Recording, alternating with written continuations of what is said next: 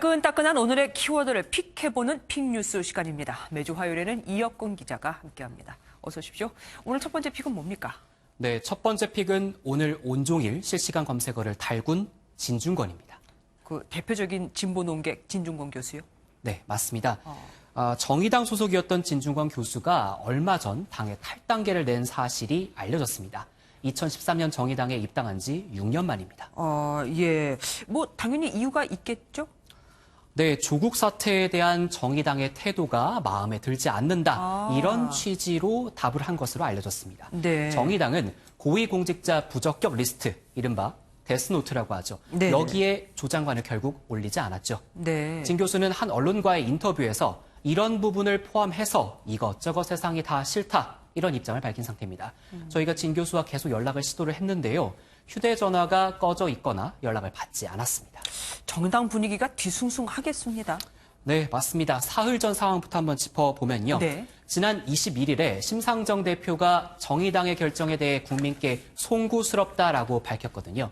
그런데 연이어서 진 교수가 탈당 의사를 밝히다 보니까 당혹감을 감추지 못하고 있습니다. 네. 정의당은 아직 진 교수의 탈당계를 수리하지는 않았다면서도 당 지도부가 전화로 탈당을 만류하고 있다라고 밝혔습니다. 하긴 정의당 같은 경우는 요즘 조국 사태 이후로 지지율도 많이 떨어졌잖아요. 네, 그렇죠. 고민이 깊겠습니다. 그런데 그 진 교수하고 조국 장관의 부인 정경심 교수하고 같은 데서 일을 하는 것 같더라고요. 맞습니까? 예, 맞습니다.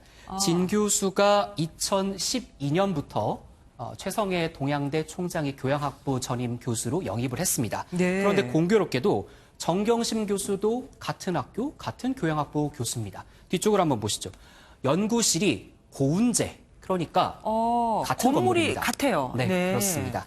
결국 진 교수와 정 교수가 한솥밥을 같이 먹는 사이였던 건데 진 교수가 조국 사태에 대해서 우회적으로 입장을 드러낸 것으로 풀이가 됩니다. 예. 다른 사회 인사들의 반응 혹시 나온 거 있습니까? 엇갈리고 있습니다. 먼저 하태경 바른미래당 의원은요. 진중권 교수는 양심 좌파이자 진짜 진보라고 두둔을 했습니다. 이에 반해서 공지영 작가는 돈과 권력을 주면 한국당도 갈 수 있겠다라면서 비판했습니다. 세게 비판했네요. 다음 픽 뭡니까? 네, 두 번째 픽은 짜장면입니다. 짜장면, 짬뽕 할 때 그 짜장면요? 예, 왜죠? 맞습니다. 어제 검찰이 조국 장관 자택을 압수수색했는데요. 이때 집 안에서 짜장면을 시켜 먹었다는 소문이 돌았기 때문입니다. 아하하. 민주당 의원들도 현직 장관 집을 압수수색하면서 짜장면을 시켜 먹는 건 도리가 아니지 않느냐 이렇게 비난에 나서기도 했습니다. 결론부터 말씀드리면요. 네네. 압수수색팀이 짜장면을 먹은 건 아닙니다.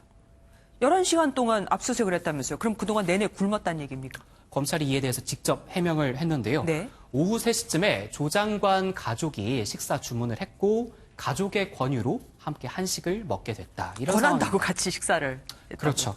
일각에서 제기한 검찰이 압수수색 집행 시간을 끌기 위해서 짜장면을 주문했다. 이거는 사실이 아니라는 취지입니다. 예. 한식이든 짜장면이든 이렇게 검찰하고 압수수색 대상자가 같이 식사를 하는 경우가 있긴 있습니까?